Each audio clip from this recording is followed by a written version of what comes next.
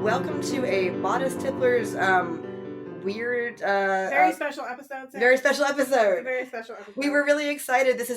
We never thought this was going to happen. That a publisher came in over the transom and asked us to interview an author. Oh no, somebody who's actually done something Yeah. to talk to us. So we said, of course, does it come with free books? Which is yeah. stupid because I'm a reader's advisory librarian. I have more arcs than I could possibly know what to do with. See, this is my first arc, and I felt very fancy. You can never have too many. Yeah. Well, the thing is, after a while, they're no longer arcs; they're just irks. Yeah, and I often do not get them read until they become irks. So they're like, yeah, it happens like to all of us.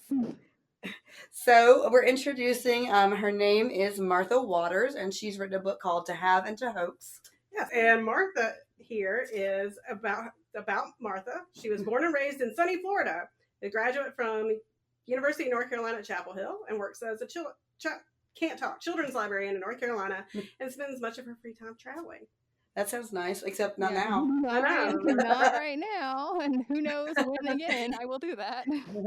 Oh yeah, so that has to be wild because this is your first book, and so how has, I guess, coronavirus, COVID-19 affected what your publishing experience was supposed to be? It's been a bummer, I'm not gonna lie.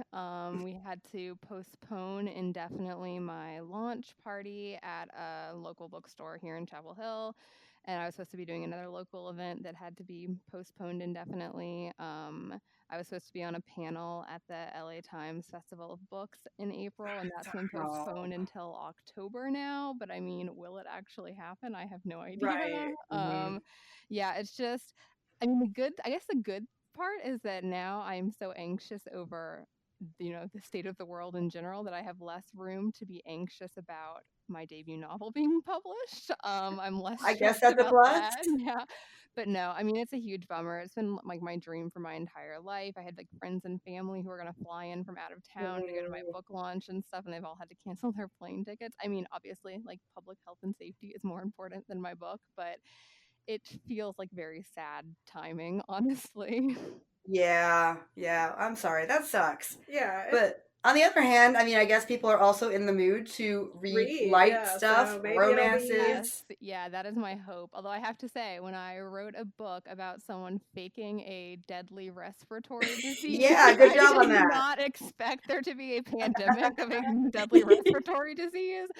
So I don't know. Did I bring this down on us? Maybe it might be my fault. Yes, it was all you. You know, maybe you can it can also be historical romance / current events. Yes, right. Yeah, you can be multi-stream. You can be oh, it's topical. It's topical. We talk about. I love that you said consumption is the most romantic way to die, and the acknowledgement. Although it is obviously completely not. Yeah. No, that's why it had to be fake consumption because actual consumption is gross. So yes. It's only cute when you first get it. It's not cute at the end. Yeah.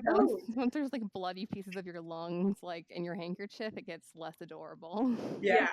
Oh, I love that though. I do you know what? I kind of liked that Violet was I'm going to go for it. I'm going to go for the most dramatic.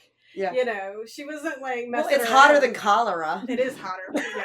I mean, that's a pretty low bar to clear, though, I've got to say. I mean, cholera is definitely up there on the least hot diseases. I feel if we really think about it, consumption might be the sexiest because all of those diseases are really gross. Yes. I mean, yeah, look, all diseases in ye olden days were disgusting. None of them were romantic, but at least consumption for a while, it's you're just kind of coughing and lying in bed. It's really only once there's blood in the handkerchief that it gets extra gross. Yeah, so I mean, I gotta agree. I think consumption might be the most romantic. Oh, this is. I'm gonna write one about cholera. I'm glad this is being recorded. I can play this for all of my friends because I have been saying this for years, and they're that's insane. Please stop talking. Because again, cholera, super gross. Yes, super gross. I mean, any butthole related disease, super gross. Any of the fevers you're gonna be oozing. There's a lot of oozing, and you don't want any stool. Yeah. So, yeah. I mean, I think we've locked it down. Yeah. Consumption. If anybody's redemption too lately, it's kind of a spoiler, but consumption is the way to go. It is. Yeah. So I mean, I think correct in that. Well, And before we get any farther into like naming people that we haven't actually like yeah, discussed, why don't you give us kind of an overview of your book and what it's about and why we should read it? Yeah, absolutely. So it's a Regency rom-com about a married couple named Violet and James who get married very young, even by Regency standards. Violet's 18 and James is 23 when they get married. And they're very happy for 1 year, and then they have a big fight, which you don't really know what the fight is about for much of the book. And they've basically been on, like, not really on speaking terms ever since. So at the beginning of the book, James is in a riding accident, and Violet rushes to be by his side because she's worried he's about to die. And he's like totally fine and is like, "Why are you bothering me? I don't need your concern," which really pisses her off. So then she decides to fake consumption just to give him a taste of his own medicine, which is a terrible plan, obviously, as everyone tells her. Um, and These are people who James, have no real problems. Yes. right? I know. I'm like, well, it was 1817 and she was a rich aristocrat. She's pretty bored. So she Yeah. had some spare time on her hands, which, don't we all these days? Yes. yeah, And so he like quickly sees through this ploy, but instead of, having an adult conversation with her and discussing their issues, he decides to play along. And so it sort of becomes this very silly, like, battle of one-upsmanship. When I was querying literary agents, I pitched it as the "they don't know, we know, they know" episode of Friends with more consumption, which is like a totally insane way to describe a book. But I mean, I feel like I it's love kind of it. accurate. I don't know. Yeah, it really is. Yeah, I like the, I mean, they're super fun, but I thought that their friends who were all like, "You two are idiots," like just talk to each other. I loved that aspect of it because it reminded me of like, is it like those super dramatic couple friends Oh God. that everybody has that like Totally. they suck you into their drama. Like that's what they were, and I was all there for it because like I've been on that end of it where I'm like, oh my god, can't you just have a conversation instead of being like, well, I'm gonna do this. Like, Yeah. oh my God, No, yeah. you definitely, like, I knew from the get-go that this is going to be one of those books where they needed to have, like, get a grip friends kind of serving as like stand-ins for the readers, basically, because as you're reading, you're going to be like, what are you doing? So it was really important to me to write in some characters who could kind of like fill that role for the reader to be like, what are you doing? And then I kind of ended up getting really attached to all of their friends, and they sort of like took on lives of their own and like took over a lot of the scenes that they were in. And I don't know, that they weren't actually supposed to play as much of a role in the book initially as they ended up playing, but I just got very attached to them. So I kind of assumed that you were setting up sequels Yeah, because, because like yeah, I really like the Friends, and I was like, okay, I want the one with the, the rake and the virgin, and I want like the slutty widow, and yeah, I want to hear about them. the actor, what is his name? I can't find his name, but Julian Belfry. yeah, I'm like all for his book. I'm like, I need a Julian Belfry book. I mean, Yes. I enjoyed Violet and James very, very much, but like, I'm like, no, I need to know what happens with him and the girl who's gonna marry the awful guy. Yeah.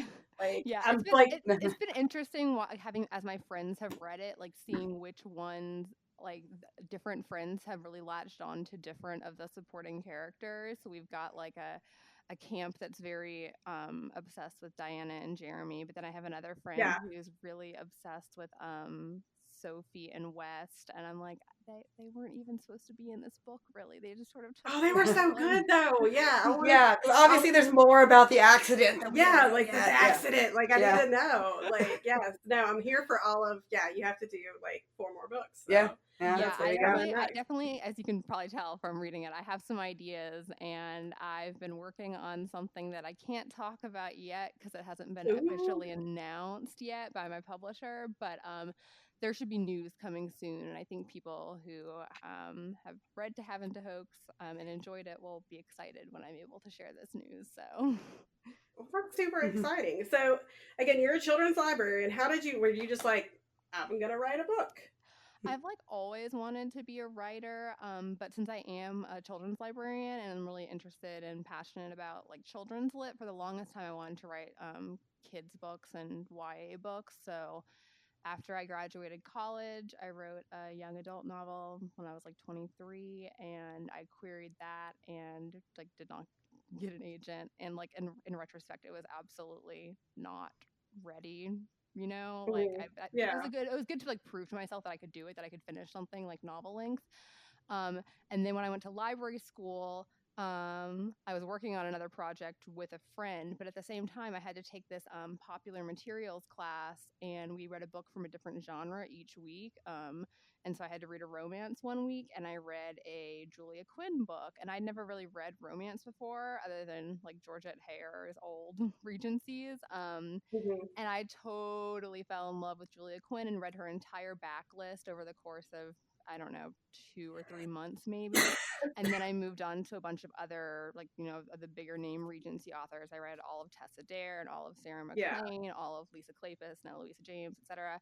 And then I started reading some contemporaries. And I mean, at this point, it was like a year-long like binge of romance. And I was like, I want to write this.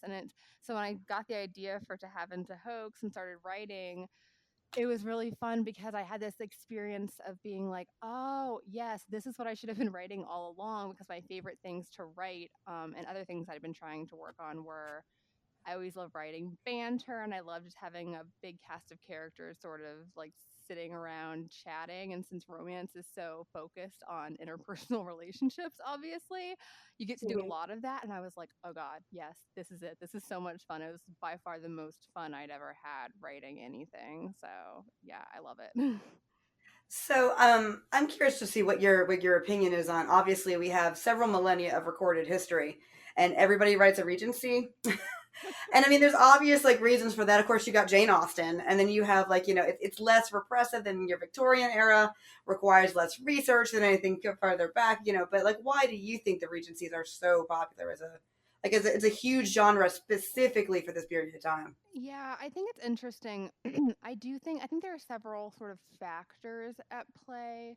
I think, yeah, so like it being so prevalent in our culture, like everyone has read Jane Austen, everyone has watched a BBC adaptation of something set during the Regency, so it feels somewhat familiar to us, but like just removed enough to sort of be, glamorous and historical. And it has a lot of like societal rules and norms that I think make it fun both for writers and readers to kind of like, you have to work around, like the fact that if your heroine is an unmarried lady, like she really can't be alone with the hero very much. The fact that like arranged marriages were so much more common back then, just all these very rigid rules governing society that I think make it fun for writers to kind of figure out ways to work around. And at this point, like I feel like it's sort of a self-fulfilling prophecy, where everyone's so familiar with Regencies that it makes it a really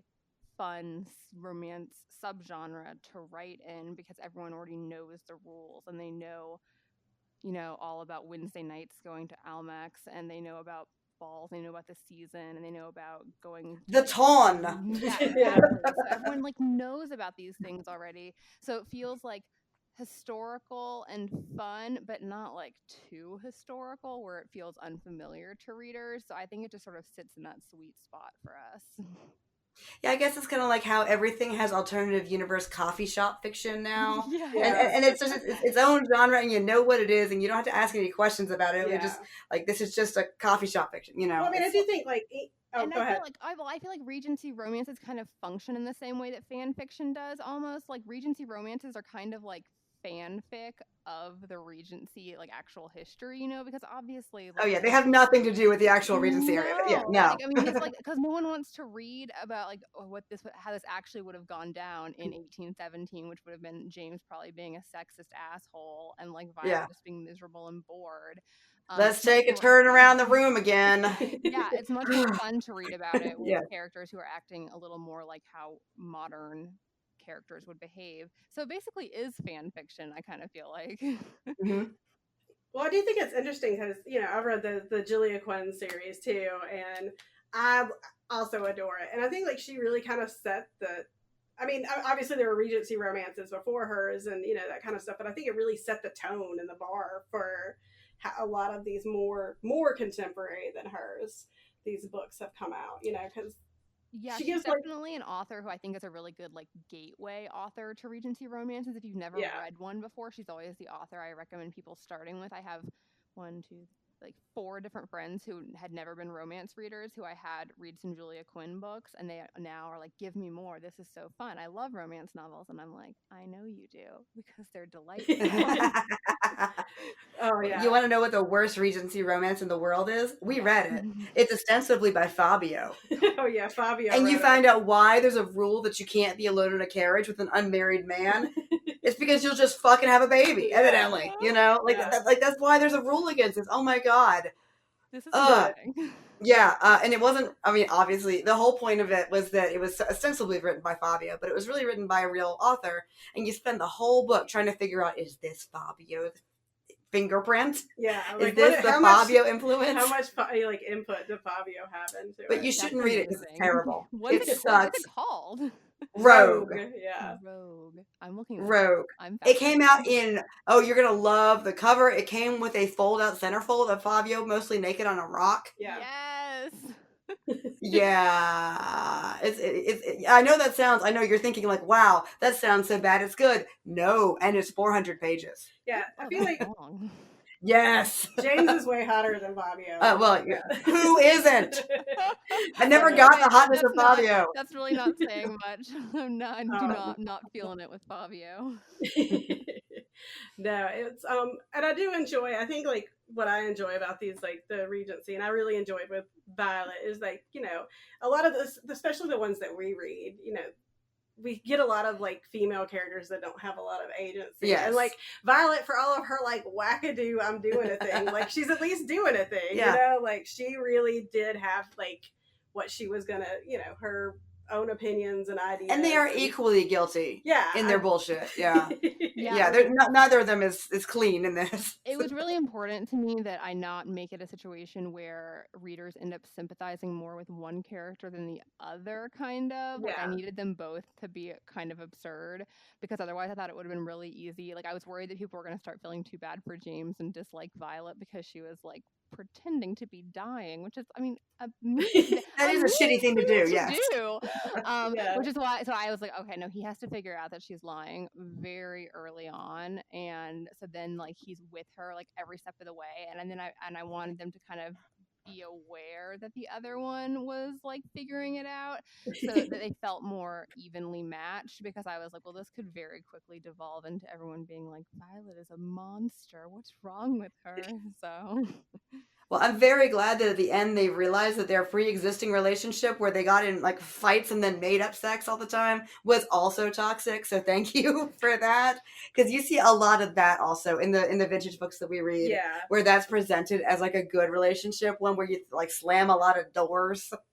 Yeah. Well, the thing is, I started thinking about it as I was writing and trying to kind of flesh out their backstory and like each of their own issues that they have coming into the relationship, is like, in this time, neither of them has relationship experience, because that's not how the world worked in 1817. Like, you courted someone and then you got married, and it's not like you had a bunch of like ex-boyfriends or ex-girlfriends to kind of give you that experience and like knowing how to work out issues and stuff. So I was like, oh yeah, they would be really bad at relationships because they've never done this before. So they I mean, I would argue they could have resolved this in a manner that did not involve faking death, but I mean, it was fun to read about. So I just pitied the butler, the poor son butler. Oh God! And Violet's lady's maid. No, I The know. maid, they had to keep bringing the books back and forth. Yeah, I but know. I don't. It's terrible. These poor servants. They're just like, God, fuck my life.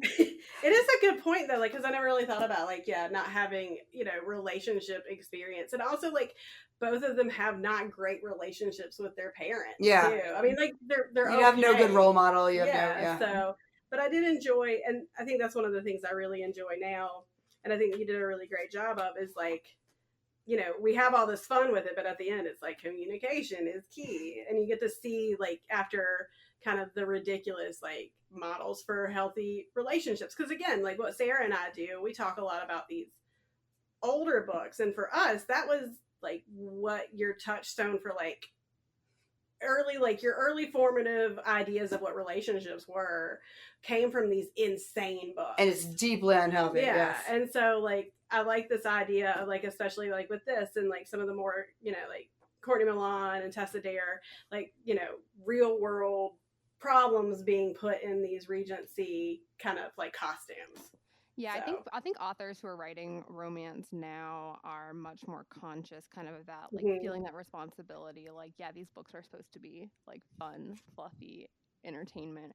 But also if you're portraying relationships and these are supposed to be kind of like fantasy outcomes, you know, where everyone is happy and everything resolves well, then you have somewhat of a responsibility as an author to portray them in like a healthy way and not model really unhealthy relationship dynamics, since these are supposed to be sort of aspirational things that we're reading. I mean, not that anyone thinks that their life is going to end up like a romance novel, but I mean, if these are books and entirely about romantic relationships, Yeah. then like I think there is some level of responsibility to try to portray them in a healthy way. I also enjoy too, another thing that we kind of talk about is like, especially in early books, are like female friendships. Yes, and it was really nice to see.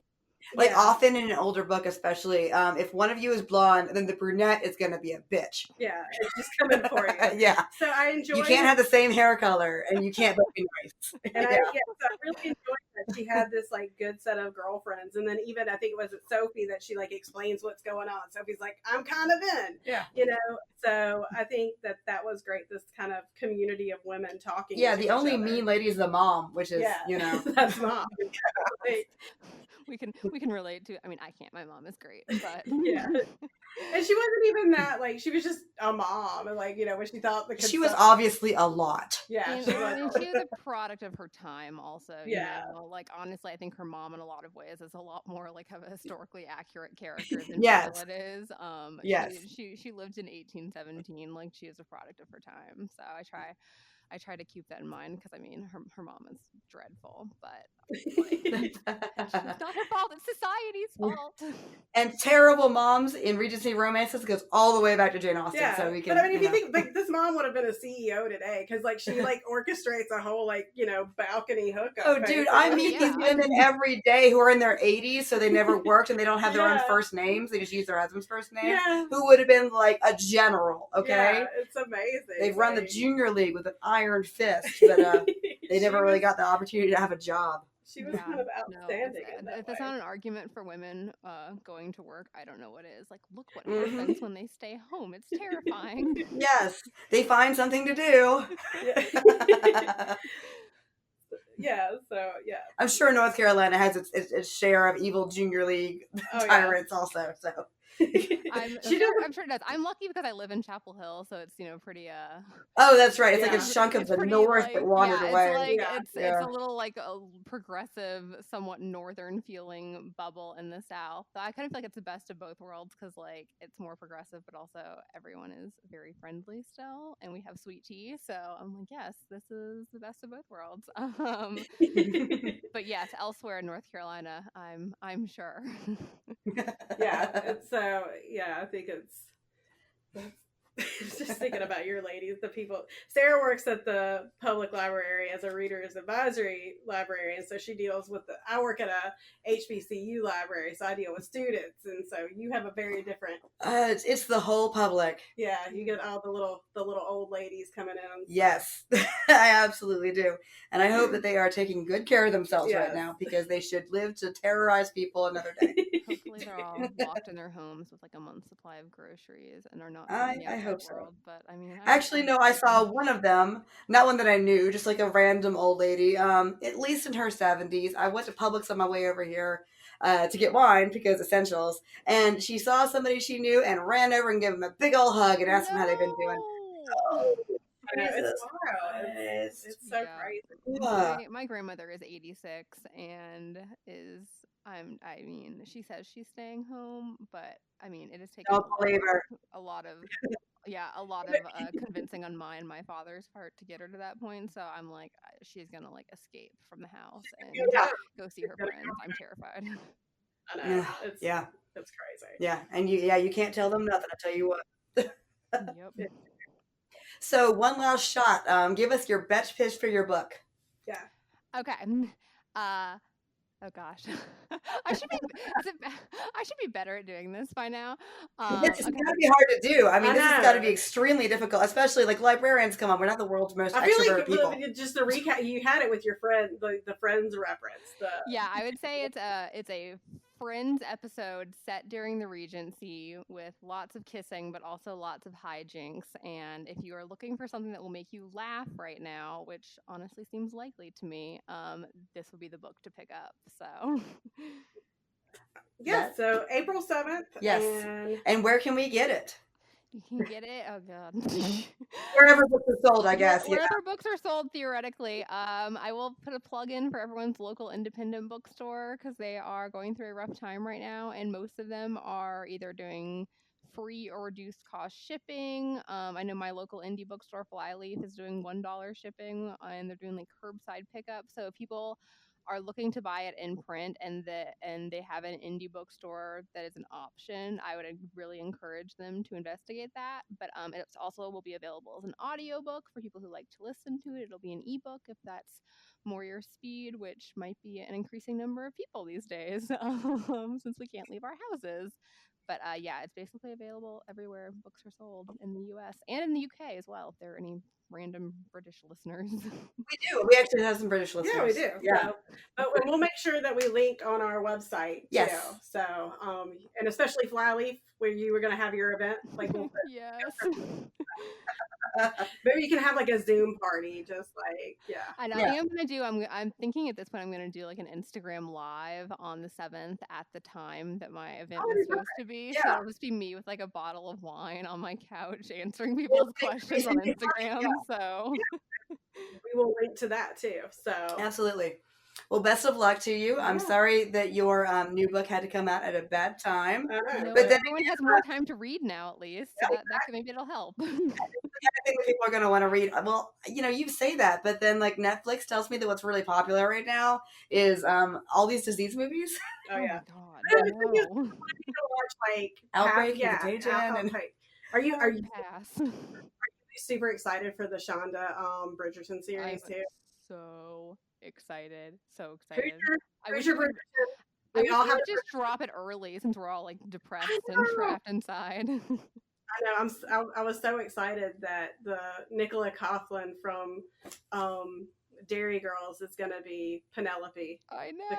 Penelope and Colin are my Bridgertons. Everybody. I haven't read them. Sarah has never read them. No, I haven't. Oh my god, they're so good. They're so funny and charming, and oh god, I love them so much. They are absolutely like the reason I am a romance writer now. So I was like, I want to try to write something that's even half as fun as this. They're so fun, and yeah. See, I thought I would have all this time to read now, but instead, I'm the world's most okay kindergarten teacher. Oh, that's right. So yeah, I brought home like Nelson Mandela's autobiography. Like, yeah, I'm gonna get all this time to. No, I've not. No, I've not succeeded in teaching a 5-year-old how to read. I mean, that's fair. So it sucks.